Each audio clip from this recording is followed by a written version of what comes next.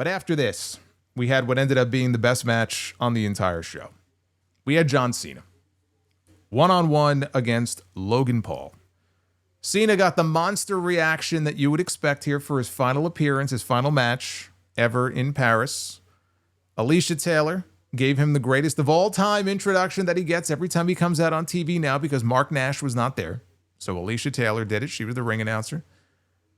Logan used his titanium fist to his advantage early in the match. Cena fought back. He did the weakest looking 10 corner punches that you will ever see. My God. Oh my goodness. Cena tried a monkey flip. Paul landed on his feet, booted Cena.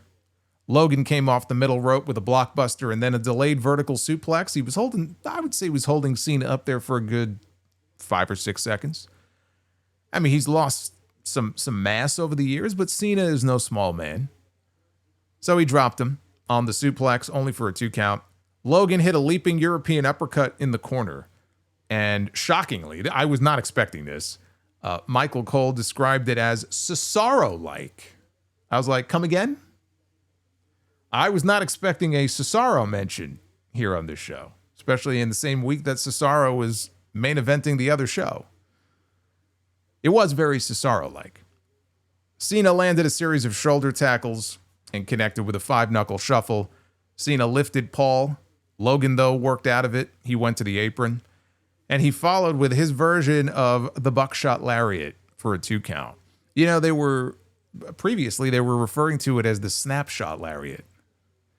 And there was no mention of that here. So I don't know if they just forgot that they had given it a name or if the name's already been dropped. I mean, everyone's going to call it a buckshot anyway.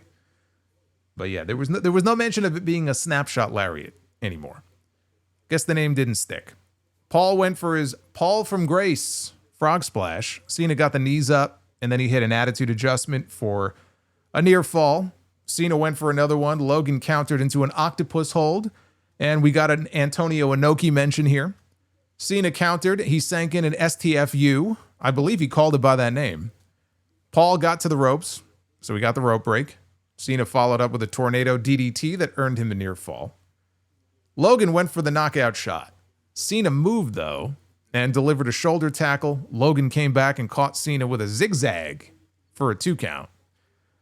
Paul went for his version of a buckshot again. Cena, though, caught him and planted him with a Baron Corbin-esque end of days. And poor Baron Corbin. You know, we had Michael Cole refer to the uppercut before as Cesaro-like. And then when Logan hit the zigzag, they mentioned Dolph Ziggler. Cena hits the end of days. No mention of end of days. No mention of Baron Corbin. Poor Bishop Dyer. Not even worthy of a mention. Wade Barrett called it I think it was like a variation of a flatliner. Only for a near fall. You talk about protected moves. I mentioned the bro kick a little while ago. The end of days is one of the most protected moves ever in WWE. I think only one person, maybe someone after did, and I just don't remember. To my recollection, Drew McIntyre may well be the only person to ever kick out of an end of days. And if somebody kicked out after that, there weren't very many who did. That was at WrestleMania a few years ago. But I remember Corbin mentioning that Undertaker, I think, is the one who may have given him that advice where protect your finisher. You know, protect your finish and don't let people just kick out, which is true. I wish more people would take that advice. But that is still one of the more protected finishing moves that a wrestler has used ever in WWE, is the end of days. Cena lifted Paul, but Logan worked out of it, went to the top rope where he landed a swanton bomb and then followed that with a standing moonsault for a 2 count.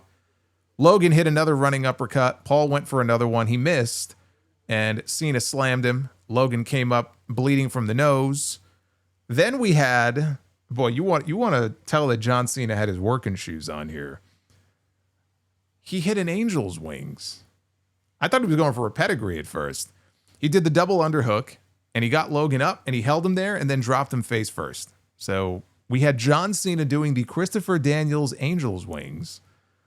Cena then ran at Logan. Logan countered into a pop-up uppercut. Again, Cesaro-like, but it didn't quite connect the way he wanted it to. Yeah, he caught Cena like in the chest, not really in the face. Logan pulled the shoulder tackle combo, or pulled off the shoulder tackle combo that Cena usually does, set up for a 5-knuckle shuffle. Logan ran the ropes. Cena, though, popped up and grabbed him and delivered an attitude adjustment, which was only good for a near fall. Logan kicks out. Cena hit a standing Rana and then a code red for a near fall. And for the 5,000th time in the match, or at least it felt that way, John Cena lifted Logan for an attitude adjustment. Logan wiggled free, hit Cena with his knockout punch. It was not enough, though. Cena kicked out. Logan went to the top. He connected with the Paul from Grace, quickly hauled ass to the opposite corner, and Cena rolled. He rolled closer to that corner to accommodate him, and Logan went up. He went for a second Paul from Grace, landed a second one. Cena kicked out at 2. Logan connected with a 5-knuckle shuffle. He lifted Cena. Cena countered out, and then he pulled off a Styles Clash. Again, only for a near fall. Cena went to the middle rope. He was going to try for an avalanche AA. Logan shoved him off, then hit a crossbody off the top.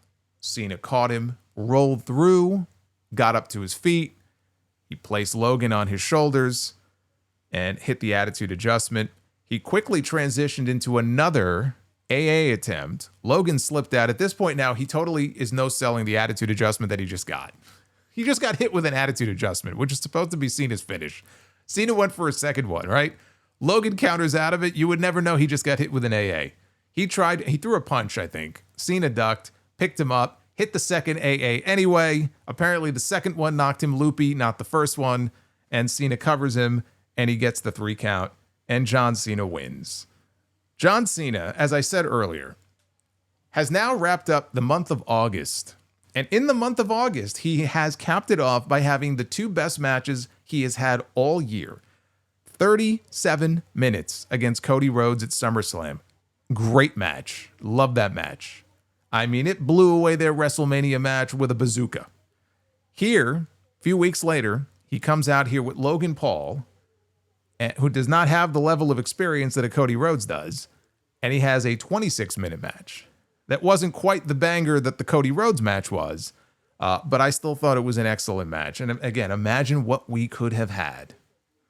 Imagine what we could have had if The Rock was not obsessed with turning Cody Rhodes heel, and Triple H came up with the idea to turn John Cena heel instead to get The Rock to calm down about Cody Rhodes going heel. Perhaps we would not have ended up in this situation. Better late than never. An excellent match with Cena playing his greatest hits. What he was doing here was incorporating even moves that he himself was not necessarily doing. But clearly they were incorporating moves from some of his past rivals, like Cesaro and Dolph Ziggler and AJ Styles, right? They were sprinkled all through. I don't know where that fucking Angel's wings came from. But clearly they were sprinkling in some moves from his past and past matches that he had. And he had his working shoes on here. He went from 5 moves of doom to a solid 9 here in this match. It was quite something to see. It was also a trademark John Cena match. You have countless attitude adjustments or attitude adjustment attempts and kickouts. It's been a staple of his matches now going back over a decade. Going back at least to the Rock matches. That's how far back that goes. So that's just been a staple. And you know, the spot calling and stuff. If you watch for it, it's all right there. You know, that's always been a staple of these John Cena matches. It doesn't take away from the quality, though, of this one here. Crowd was hot for most of it. They would randomly break out into song and dance, and they were going nuts for a lot of the near falls, and there were a lot of them here. But the atmosphere really did help play a role in this match. Logan more than held out his end of the bargain. Logan Paul is very good. Logan Paul is very athletic. There's things he can do in these matches that John Cena simply cannot do. There's things that he can do in these matches that John Cena couldn't do 10 or 15 years ago. So he's very good at that. But, you know, he was where he needed to be for some of the key spots. There were really no moments that stand out to me on his part where he screwed something up or brought the match down in some way. he worked with Cena, and I thought the two of them worked very well together. Now, when the match was over, Cena went over to the young fan from Brussels. He's been on all these shows. The young fan, the kid from Brussels back in March, when he heeled on that kid in the crowd in his first heel promo, that kid was on SmackDown on Friday in Lyon, France. And Cena went over to him. And I talked about this in my SmackDown review. The kid had his face buried in his phone. Cena is right in front of him. He's got his arm around him. Cena's staring him in the face. And this kid is probably just frantically like, oh, I got to get to the camera app. Like, dude, look up. John Cena is right here. You're on live TV, bro. So they had that moment because Cena went into the crowd to prove to Logan Paul that, we all have a bad day. And he wanted to go over to the kid and personally apologize to him and give him a hug. So that kid was back again on this show. And Cena knew exactly where he was. He was right there in the front row, and Cena went over to him. And again, this time the kid had no phone in his hand. The kid was enjoying the moment and looking right into the camera. And it was a nice moment. But again, I sit here and I wonder, who is this kid related to? Which employee that works for WWE is this kid related to? I must know. A holy planted fan. I must know the answer to this question. But good for him. Then he went over, Cena did, and he kissed his wife, Shay. He went over and hugged Jelly Roll and Post Malone. And then he got back into the ring one final time to celebrate. So it was a nice moment there at the end. I'm glad he won. I was a little worried they might give it to Logan, just because I don't really want to see Cena just lose and put everybody over for the rest of this run. When you put everybody over, you get nobody over. So he should lose his final. I do think he should lose his final match. I mean, we'll see who they put him in the ring with in that final match. But I think he, after losing the title, get back to his winning ways for a little bit. Obviously, he's going to be wrestling Brock at WrestlePalooza. And I don't know if Brock is just back for the Cena match this year and they're going to hold off for his next program and we don't see him again until next year, or if he's back as full-time as Brock can be. If Brock is back, we still don't know. Brock was not on this show. Brock was never rumored for this show. There was a rumor online about Brock being spotted in Paris. That was bullshit. That was a photo from Canada recently. Brock Lesnar is not scheduled to be back on SmackDown until September 12th. September 12th, they're going to be in Norfolk, Virginia. So we have one SmackDown between now and then. That's the one this coming Friday. I would imagine that's when Nick Aldis will make the announcement. Do not expect to see Brock back on TV until September 12th. He is scheduled for September 12th and September 19th. And that would then lead into September 20th, which is WrestlePalooza.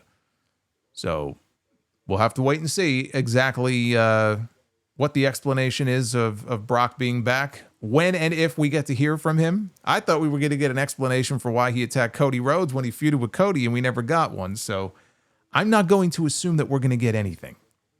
It may just be that Brock shows up and gives a couple of F5s, and that's about it. But it sure would be nice to get some sort of explanation for why now. But don't expect to see him for a couple more weeks.